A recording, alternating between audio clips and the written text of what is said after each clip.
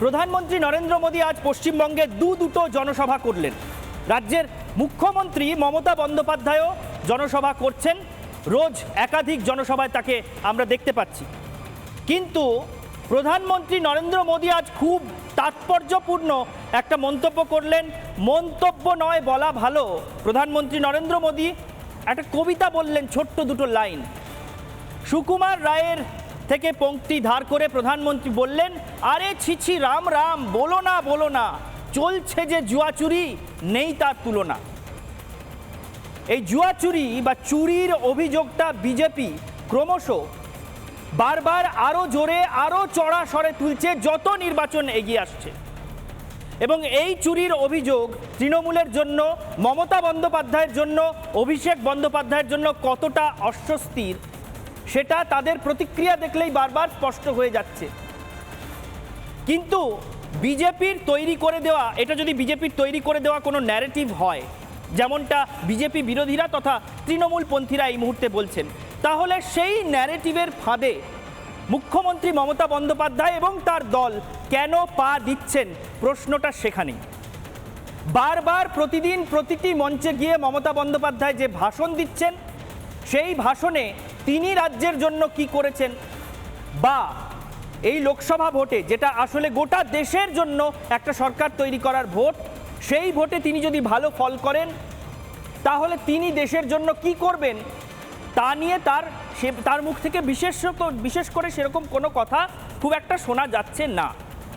শুধুমাত্র ED, CBI, NIA, কেন্দ্রীয় agency, আয়কর, এই সমস্ত কেন্দ্রীয় এজেন্সিকে গালাগালি দেওয়ার জন্য, গালিগালাজ করার জন্য মমতা বন্দ্যোপাধ্যায় তার প্রতিটি ভাষণের একটা বড় অংশ ব্যয় করে দিচ্ছেন রোজ প্রত্যেকটা মঞ্চ থেকে। তো ব্যাপারটা যদি এরকম হয় যে বিজেপি রাজ্য জুড়ে একটা ন্যারেটিভ তৈরি করার চেষ্টা করছে, একটা এরকম কথা চারিয়ে দেওয়ার চেষ্টা করছে গোটা রাজ্যে যে তৃণমূল মানেই চোর, এই ন্যারেটিভ বা এই তত্ত্ব যদি বিজেপি চারিয়ে দেওয়ার চেষ্টা করে, তাহলে সেই ফাঁদে তৃণমূল নেত্রী তথা রাজ্যের মুখ্যমন্ত্রী মমতা বন্দ্যোপাধ্যায় পা দিচ্ছেন কেন, প্রশ্নটা সেখানেই। বারবার ইডি, সিবিআই, আইটি, এনআইএ এই সমস্ত কেন্দ্রীয় এজেন্সিকে গালিগালাজ করে এবং নিজের ভাষণের একটা বড় অংশ শুধুমাত্র এই প্রসঙ্গে ব্যয় করে, এবং এই দেশের নির্বাচনে তিনি বা তার দল যদি ভালো ফল করেন তাহলে দেশের জন্য এর পরে, নির্বাচনের পরে তার ভূমিকা কি হবে, এই দেশ চালানোর নীতিকে তিনি কিভাবে প্রভাবিত করতে পারবেন, বা তার দল কি নীতি নিয়ে চলবে, কোন কোন নীতিকে সমর্থন করবে, দেশের অর্থনৈতিক ব্যবস্থা সম্পর্কে তাদের ধারণা কি, কোনো কথা উচ্চারণ না করে শুধুমাত্র ইডি, সিবিআই, এনআইএ, আইটি এইসব নিয়ে বলে তিনি নিজেই কি আসলে আরও বেশি করে এই দুর্নীতির ইস্যুকে প্রাসঙ্গিক করে রাখছেন না? মমতা বন্দ্যোপাধ্যায় কি দুর্নীতির কানাগলিতে পথ হারিয়েছেন?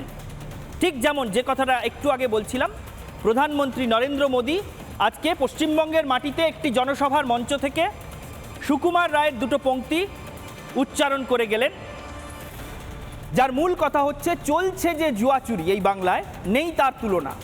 গোটা দেশে এই জোচ্চুরি, জাল জুয়াচুরির তুলনা খুঁজে মেলা ভার, এমনটা প্রধানমন্ত্রী নিজে বলে গেলেন। তো এই জাল জোচ্চুরি, জুয়াচুরি বা চুরি যে অভিযোগ প্রধানমন্ত্রী তুলছেন এই রাজ্যের মুখ্যমন্ত্রী বা তার সরকারের বিরুদ্ধে, সেই একই ধরনের অভিযোগ বা তার চেয়েও মারাত্মক কোনো অভিযোগ কি কেন্দ্রীয় সরকারের বিরুদ্ধে বা প্রধানমন্ত্রীর বিরুদ্ধে বা বিজেপির বিরুদ্ধে মমতা বন্দ্যোপাধ্যায়ের আছে? যদি থেকে থাকে সেই অভিযোগ অত্যন্ত স্পষ্টভাবে এবং যেভাবে আজকে প্রধানমন্ত্রী অভিযোগটা তুললেন, সেই রকম সুনির্দিষ্টভাবে সেই অভিযোগ তারা তুলছেন না কেন? শুধুমাত্র আত্মরক্ষার্থে কয়েকটা মন্তব্য করতে বা বারবার সব মঞ্চ থেকে সাফাই দিতেই মমতা বন্দ্যোপাধ্যায়ের সময় বেরিয়ে যাচ্ছে কেন? সবচেয়ে বড় প্রশ্ন অনির্বাণের অগ্নিবাণে আজ এটাই। বারবার চুরির অভিযোগ উঠছে, বারবার সীমাহীন দুর্নীতির অভিযোগ উঠছে, একের পর এক তৃণমূল নেতা মন্ত্রীর নামে অভিযোগ উঠছে। এই মুহূর্তে তৃণমূলের যতজন নেতা মন্ত্রী গারদের ওপারে রয়েছেন, ভারতে অন্য কোনো রাজনৈতিক দলের ততজন নেতামন্ত্রী গারদের ওপারে এই মুহূর্তে রয়েছেন কিনা যথেষ্ট সন্দেহ রয়েছে।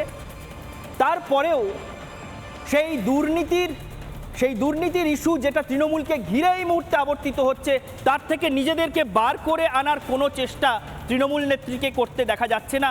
তিনি বরং আরও বেশি করে প্রাসঙ্গিক করে রাখছেন এই ইস্যুকে ইডি, সিবিআই, এনআইএ আর ইনকাম ট্যাক্সকে বারবার আক্রমণ করে। এ নিয়ে বিতর্কে আসবো, তবে তার আগে দেখে নিন আমাদের প্রতিবেদন। আরে ছিছি রাম রাম, বলো না চলতে যা, জুয়া চুরি নেই তার তুলনা। বিজেপি সিপিআই ভাই ভাই, বিজেপি ইডি ভাই ভাই, বিজেপি ছাড়া ওদের কোনো গতি নাই।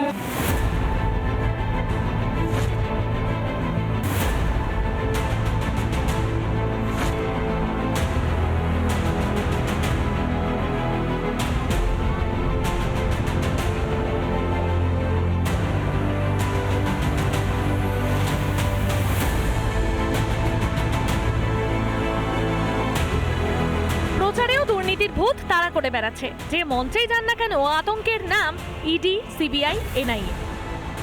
সে ভোট প্রচারের মঞ্চই হোক বা ধর্মীয় মঞ্চ। एक चॉकलेट बम भी बंद फटते हैं, एनआईए को भेज देता है, सबको अरेस्ट कर लो। सबको अरेस्ट करते करते तुम्हारा देश ही सुन्ना हो जाएगा। একদিকে দাবি চুরি হয়নি, অন্যদিকে কেন্দ্রীয় তদন্তকারী সংস্থাকে লাগাতার আক্রমণ। এনআইএ নোটিশ দিয়ে তোলা হচ্ছে কেন? কেন নোটিশ পাঠানো হচ্ছে ইলেকশনের টাইমে? একটা ঝুমলা সরকার, ইলেকশন চালু হলে এগুলো করা যায় না, এটা মাথায় রাখবেন। লোকসভায় তৃণমূল জিতলে ঠিক কিভাবে মা মাটি মানুষের উপকার হবে সেই খতিয়ানের নামগন্ধও নেই। ফিরিস্তি শুধু কোথায় কত তদন্ত, ঠিক যেন ঠাকুর ঘরে কে আমি তো কলা খাইনি গোছের। নাকি আত্মরক্ষায় আক্রমণ? তদন্তের আতঙ্ক কি এতটাই যে বারবার মঞ্চে মঞ্চে ইডি, সিবিআই প্রসঙ্গ তুলে আদতে অপরাধের বোঝা লঘু করতে চাইছেন? কিন্তু তৃণমূল নেত্রী কি টের পাচ্ছেন এভাবে বারে বারে মঞ্চে মঞ্চে দুর্নীতিকে প্রাসঙ্গিক করছেন তিনি নিজে? তদন্তের আতঙ্কে দিশেহারা মমতা কি এবার আত্মঘাতী গোল করে ফেলছেন? রিপাবলিক বাংলা। দেখলেন অনির্বাণের অগ্নিবাণের আজকের প্রতিবেদন। বারবার এই প্রশ্নটা উঠে আসছে যে মুখ্যমন্ত্রী মমতা বন্দ্যোপাধ্যায়, যিনি প্রায় 12-13 বছর এই রাজ্যের মসনদে কাটিয়ে ফেলেছেন এক নাগাড়ে, তিনি আজকে লোকসভা নির্বাচনের মুখে দাঁড়িয়ে যখন যেখানে জনসভা করতে যাচ্ছেন, সেই কোনো জনসভার মঞ্চ থেকে তিনি নিজের কাজের খতিয়ান পেশ করছেন না। এই ভোটে ভালো ফলাফল করলে তৃণমূল কি অফার করতে পারে, কি দিতে পারে বাংলার মানুষকে বা গোটা ভারতকে তৃণমূল কি দিতে পারে, তা নিয়ে কোনো কথা নেই। আদৌ কোনো নির্বাচনী ইস্তেহার বা সংকল্পপত্র বা ঘোষণাপত্র বা ম্যানিফেস্টো আছে কিনা কেউ জানে না। যদি থেকে থাকে তাহলে সেই ম্যানিফেস্টোতে কি তারা প্রতিশ্রুতি দিচ্ছেন, কোন সংকল্প নিচ্ছেন, সেসব নিয়ে কোনো কথা নেই। শুধুমাত্র কথা ইডি নিয়ে, সিবিআই নিয়ে, ইনকাম ট্যাক্স ডিপার্টমেন্ট নিয়ে, এনআইএ নিয়ে, কেন্দ্রীয় এজেন্সি নিয়ে। মমতা বন্দ্যোপাধ্যায় এই ধরনের এমন একটা পথ এই নির্বাচনের আগে কেন বেছে নিলেন? তিনি কি এই পথ বেছে নিতে বাধ্য হলেন, নাকি এই পথে চলা ছাড়া অন্য কোনো গত্যন্তর তার সামনে নেই? সেটাই আজকে সবচেয়ে বড় প্রশ্ন।